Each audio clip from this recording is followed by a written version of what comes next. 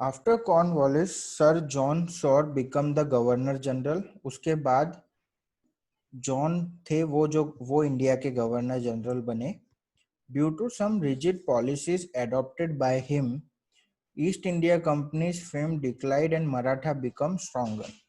तो जो sir John थे उनके कुछ डिसीजन अजीब थे या कुछ पॉलिसीज ऐसी थी जिसकी वजह से कंपनी का रूल जो भारत में था, कंपनी का दबदबा जो था, कंपनी यानी ब्रिटिशर्स का जो पावर था वो भारत में थोड़ा कम होने लगा और मराठास बहुत स्ट्रॉन्ग बनने लगे। So Governor General Wellesley, who came after John Sword, got the responsibility of making company supreme in India. तो जो वेलेस्ली थे वो 4th नंबर पे वो गवर्नर जनरल बने भारत के। उन्होंने ये रिस्पॉन्सिबिलिटी उठाई कि अब कंपनी को, ब्रिटिशर्स को भारत में सबसे बड़ी पावर बनाना होगा। For this Wellesley introduce subsidiary alliance system. उन्होंने एक नया नियम, एक नया एग्रीमेंट टाइप एक कुछ निकाला जिसको सब्सिडरी अलायंस के नाम से जाना जाता है। The condition of the system and state adopted under this are as follow. Company ने ऑफर दिए सभी राजाओं को सब्सिडरी अलायंस सिस्टम के। अब क्या था सब्सिडरी अलायंस? तो उसके कुछ टर्म्स एंड कंडीशन ये रहे। The army trained by British East India Company government will be provided to the state that accept the system.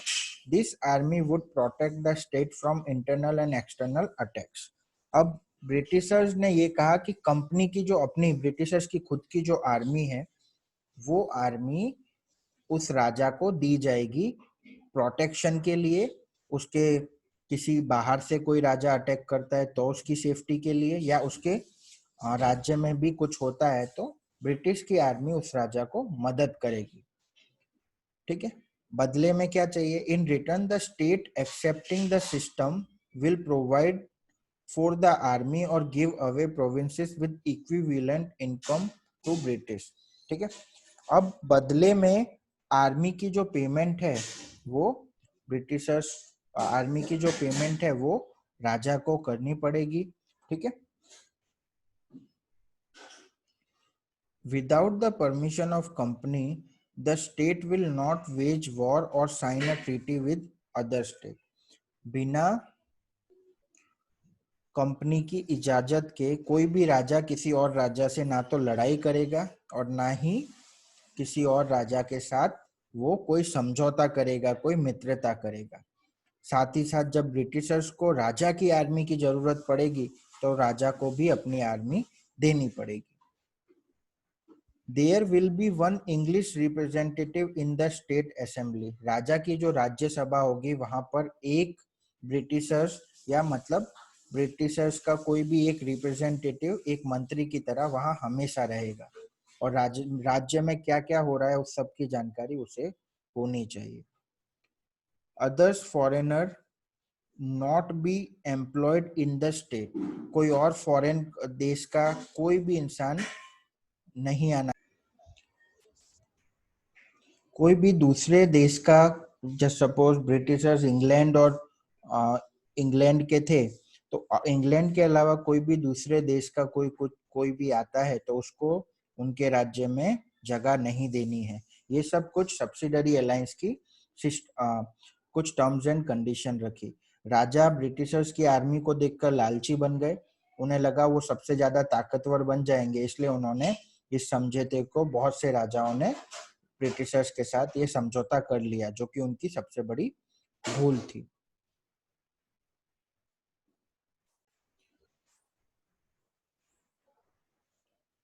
This system was like sweet poison. ये सिस्टम जो था एक मीठे जहर के जैसा था। By implementing this system, Wellesley annexed many provisions and expanded the rule of East India Company. अब जो राजा पहले तो इनके साथ ये समझौता कर लेता था, फिर अगर समझौते की कोई भी शर्त वो पूरी ना कर पाता तो ब्रिटिशर्स की आर्मी उसे हरा कर उसका राज्य अपना हथिया लेती थी। और ऐसे ऐसे करते हुए ब्रिटिशर्स ने अपने राज्य को बहुत एक्सपेंड कर लिया था, ईस्ट इंडिया कंपनी के रूल को बहुत फैलाना शुरू कर दिया था। Governor General Wellesley asked Tipu Sultan to accept the subsidiary alliance, which he refused. For decline the alliance system, the company with support of Nizam attacked Mysore in 1799. ठीक है, कंपनी ने यही जो ट्रीटी थी, यही जो सिस्टम था subsidiary alliance का, वो टीपू सुल्तान के सामने भी रखा। टीपू सुल्तान ने मना कर दिया इस चीज के लिए। तो कंपनी को ये बिल्कुल अच्छा नहीं लगता था जब उसके कोई उसकी बात नहीं मानता था। तो टीपू सुल्तान को हराने के लिए ब्रिटिशर्स ने निजाम की सहायता ली और मैसूर पे अटैक किया, और ये फोर्थ वॉर था। तो फोर्थ वॉर में टीपू सुल्तान मारे गए जब वो अंग्रेजों से लड़ रहे थे। After Wellesley after Wellesley Hasting came to India as a governor general. फिर हेस्टिंग भारत में गवर्नर जनरल बन के आए। He waged a war with Nepal and made the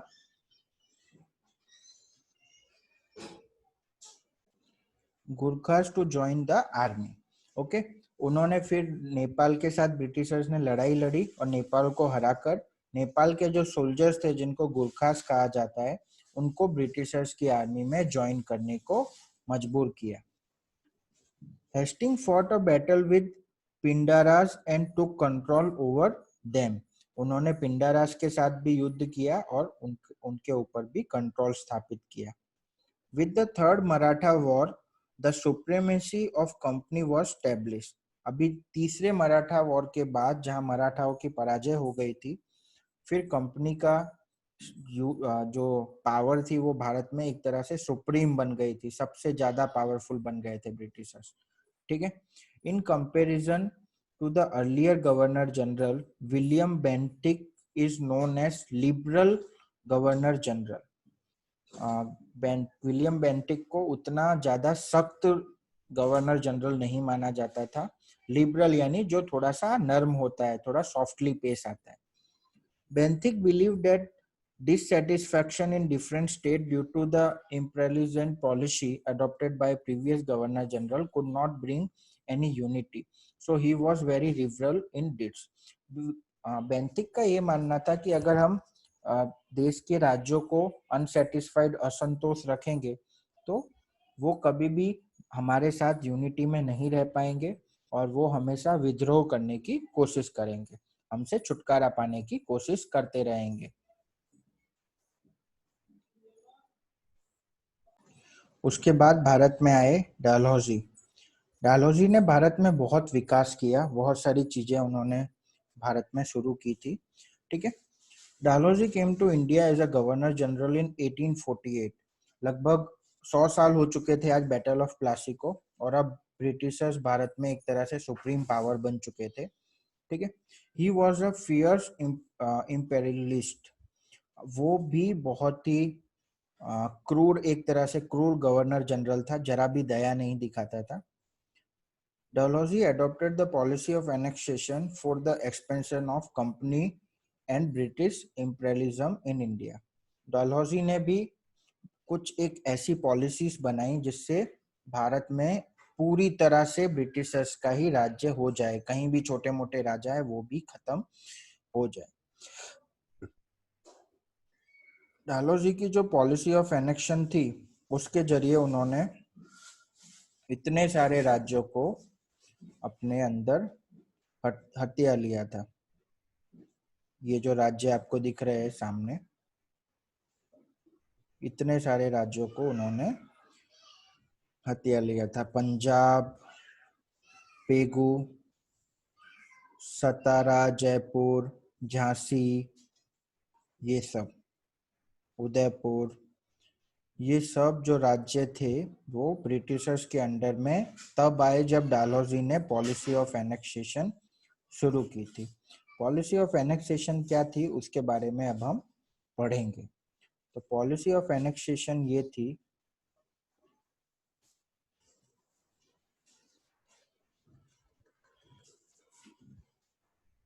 policy of annexation के बारे में इसमें दिया हुआ है। Beside being a imperialist, Dalhousie was also a reformist. The first railway line in India between Mumbai and Thane 1853। Dalhousie ने बहुत सारे भारत में बहुत सारे नए नए सिस्टम शुरू किए थे, नए नए विकास भी किए थे भारत में। उनमें से ही पहला विकास था पहली रेल। भारत में पहली बार रेल जो चली थी, ट्रेन, वो मुंबई से थाने के बीच में 1853 को स्टार्ट हुई थी। हिस्टोरिकल डे था ये। Wireless system between India and England, phone पर जो बातें हुआ करती थी वो बातें होनी शुरू हुई। फोन की वायरलेस सिस्टम की स्टार्टिंग की उन्होंने, डालहौजी ने, भारत में, जिससे वो इंग्लैंड में कांटेक्ट कर सके। बेसिकली उन्होंने तो अपनी कंपनी के फायदे के लिए ये सब किया था। जैसे ट्रेन को शुरू करने का कारण ये था कि भाई जो ऑल ओवर इंडिया से जो भी कंपनी के लिए जो भी चीजें जरूरी है, रॉ मटेरियल्स और जो भी प्रोडक्शन के लिए काम की चीजें हैं, वो एक जगह से दूसरी जगह आसानी से ले जाई जा सके, इसलिए उन्होंने ट्रेन चालू की थी भारत में। वायरलेस सिस्टम भी इसीलिए, ताकि इंग्लैंड से पल पल की खबर भारत आती रहे और भारत की पल पल की खबर इंग्लैंड पहुंचती रहे। Establishment of public work department, public work department की स्थापना की। जो आज नगर पालिका, नगर निगम और ये पंचायत और ये सब होता है, वैसे पब्लिक डिपार्टमेंट बना जो पब्लिक के वेलफेयर के लिए अलग अलग काम करते हैं। वैसे अलग अलग लोग, अलग अलग ऑफिस बने। इंग्लिश एजुकेशन भारत में स्टार्ट हुई। इंग्लिश भी डलहौजी ने ही भारत में पढ़ाना स्टार्ट किया। He passed the law to ban child marriage and advocated widow remarriage। ठीक है।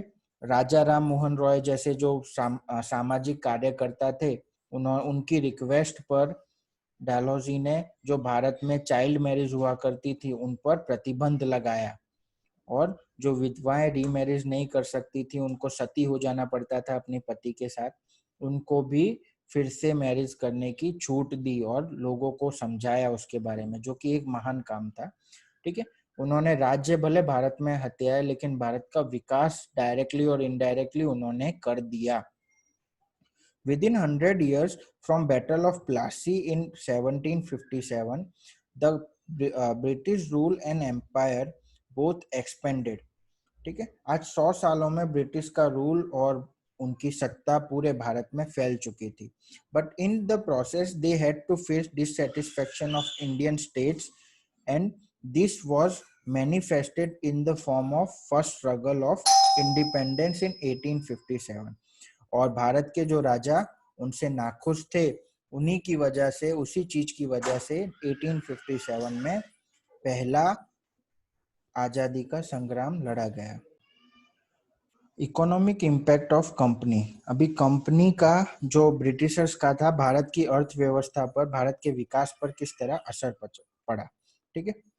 तो 100 साल के इस कंपनी रूल में, ठीक है, भारत की पोजीशन, इन्होंने एक तरह से भारत को लूट डाला था। भारत के रॉ मटेरियल सारे इंग्लैंड पहुंचाकर भारत की चीजों को सब इंग्लैंड में बेचना। ठीक है। भारत में से ये सब कपड़ा, रॉ सिल्क, शुगर, जूट, मुस्लिम, ये सब ब्रिटिश में भेजा जाता था। ठीक है। और वहां पर इसकी चीजें बनाकर महंगे महंगे दामों में ब्रिटेन में बेची जाती थी। But after the dual power policy, the glitter of economic prosperity of Bengal faded. Dvimukhi Shasan was introduced for the first time in Bengal, whereby the power of collecting revenue was with British। ठीक है। हर जगह पर revenue यानी लगान वसूल करना, tax वसूल करने का सारी ताकत ब्रिटिशर्स के पास होती थी, और लोगों के विकास करने की सारी रिस्पॉन्सिबिलिटी राजा के पास होती थी। ठीक है। Thus, the Britishers got power without any responsibility, and the Nawab has responsibility without any power। ठीक है। तो पावर तो सारी ब्रिटिशर्स के पास थी, और सारी की सारी जवाबदारी बेचारे नवाब की, वो नाम का राजा रह गया था। ठीक है। The unfair revenue collection policy by company made Indian patient और डेब्टर।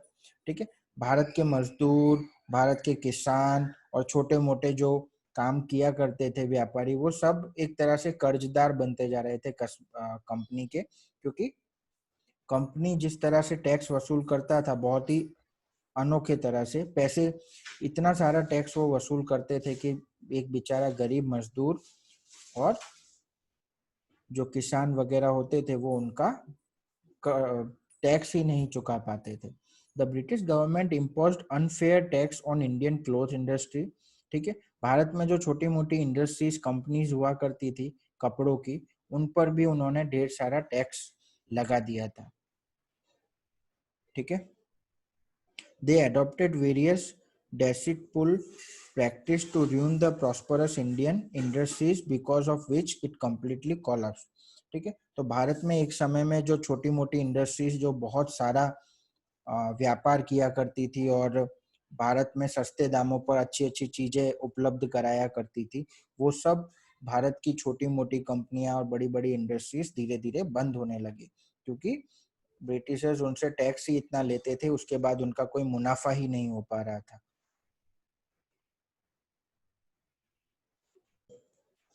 छोटे छोटे मजदूर और आर्टिस्ट धीरे धीरे कर्ज में जाने लगे थे और अनएम्प्लॉयड होने लगे थे, अब उनके पास जॉब नहीं रह गई थी। The company trader force the weaver of Bengal to sign contract for providing definite quantity of cloth in a short period. Company के जो ट्रेडर थे वो बंगाल के कपड़े बनाने वाले लोगों से या व्यापारियों से कॉन्ट्रैक्ट साइन करवाने लगे कि भाई उनको इतने समय में या काफी कम समय में ढेर सारा कपड़ा बना हुआ चाहिए, और अगर वेवर रिफ्यूज कर देता, मना कर देता, तो he would be punished bye अ लेस्ड और जेल। और अगर कपड़े बनाने वाले या धागा बनाने वाले वेवर्स जो होते थे वो उनकी बात ना मानते तो उनको सजा मिलती थी और जेल भी भेज दिया जाता था। Before the arrival of company, the Indian village were self-reliant and prosperous। Britishers जब भारत नहीं आए थे उससे पहले भारत के जो गांव थे वो बहुत ही प्रॉस्परस, सुख समृद्ध हुआ करते थे, उनके पास सब कुछ हुआ करता था। But under the company rule they become dependent and poor. जैसे ही कंपनी का रूल भारत में 100-150 साल चला, हमारे गांव बहुत ही डिपेंडेंट हो गए, बहुत ही गरीब हो गए और वहां कुछ भी ना बचा जो पहले जैसा था। During the rule of East India Company, the first railway line between Mumbai and Thane and steamer service between India and England was started, and development of port in Mumbai, Madras and Kolkata also took place। ठीक है, तो Britishers के rule की वजह से एक चीज अच्छी जो हुई वो हुई कि भारत में रेलवे स्टार्ट हुई। ठीक है, पोस्टल सर्विसेज, पोस्ट ऑफिस वगैरह ये सब स्टार्ट हुआ। ठीक है, और भारत में स्टीमर सर्विस भी स्टार्ट हुई जो भारत को इंग्लैंड से समुद्री रास्ते के जरिए जोड़ती थी, और भारत में बहुत छोटे छोटे सी पोर्ट बने मुंबई, मद्रास और कोलकाता में। सोशल इम्पैक्ट, सोशल इम्पैक्ट यानी समाज पर क्या प्रभाव पड़ा। During the British administration the spirit of freedom of speech and thought developed among the people due to development of newspaper. भारत में न्यूज़पेपर्स और टीवी ये सब चालू हो चुका था, तो इस वजह से लोगों को फ्रीडम ऑफ स्पीच की थोड़ी स्पिरिट मिली। अब लोग खुलकर कुछ बोलते थे, अपने जो भी मुद्दे होते थे वो समाज के सामने रखा करते थे। In the Indian society certain wrong social customs, जो भारत में कुछ पुराने रीति रिवाज और कुछ गलत परंपराएं थी जिनका समाज विरोध करना हमेशा से चाहता था, लेकिन उसकी आवाज हमेशा दब जाती थी, जैसे कि सती प्रथा, दूध पीती, दूध पीती यानी जब लड़की किसी के घर लड़की पैदा हुआ करती थी तो वो उसे दूध में डुबोकर मार दिया करते थे, या गर्ल चाइल्ड को मारने की आदतें और चाइल्ड मैरिज, ये सब जो चीजें थी उस चीजों को भारत में फिर उन रीति रिवाजों को बदला गया। राजा राम मोहन रॉय, दुर्गा राम, ऐसे बहुत सारे सामाजिक कार्यकर्ता भारत में सामने आए जिन्होंने भारत के समाज के विकास में अहम योगदान दिया, और ब्रिटिशर्स ने इन समाजकर्ताओं की बातें सुनी और कुछ ऐसे नियम और कानून बनाए जो लोगों के और समाज के विकास में अहम थे। As the administrative framework in India was anglicized, there was a demand for people with knowledge of English. धीरे धीरे भारत में जब ब्रिटिशर्स का शासन बढ़ गया था तो ब्रिटिशर्स को ऐसे लोगों की जरूरत पड़ी जिनको इंग्लिश की नॉलेज हो, जो उनके लिए काम कर सके। इसी वजह से उन्होंने भारत में इंग्लिश एजुकेशन स्टार्ट की, इंग्लिश पढ़ाना शुरू किया। ठीक है, और इंग्लिश पढ़ाने का सबसे पहला काम लॉर्ड मैकॉली ने किया। उन्हीं ने इंग्लिश पढ़ाने पर भारतीयों को जोर दिया। As recommended by Charles Wood, universities were established in Mumbai, Madras and Kolkata. अब लोगों को पढ़ाने के लिए चार्ल्स वुड ने यूनिवर्सिटीज भी बड़े बड़े शहरों में बनाई। A whole class of people with knowledge of English developed because of English education. लोगों को इंग्लिश की एजुकेशन मिलती रही, जो कि हमारे भारत के लिए एक बहुत डिफरेंट चीज थी। आज से पहले इंग्लिश के बारे में कोई नहीं जानता था, और इंग्लिश की एजुकेशन शुरू करके भारत को इंग्लिश का नॉलेज मिला। With the passage of time this group made demand for social reform and gave momentum to process of reform.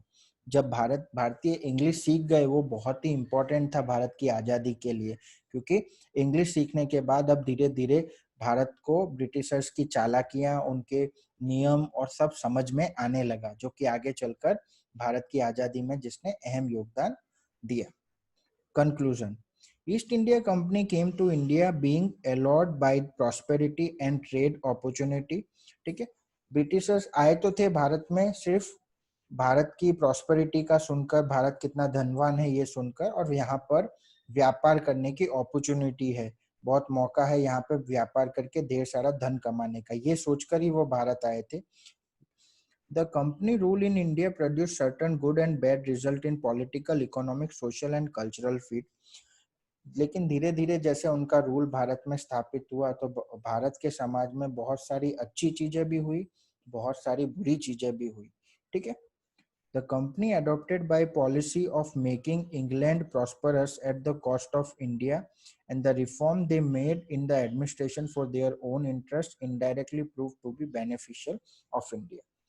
उन्होंने इंग्लैंड को प्रॉस्परस करने के लिए भारत में जो व्यापार और जो चीजें की, उससे कहीं ना कहीं भारत का विकास भी हो गया। वो चाहते तो थे सिर्फ अपना ही फायदा, लेकिन उस फायदे से भारत को भी बहुत सारा फायदा मिला।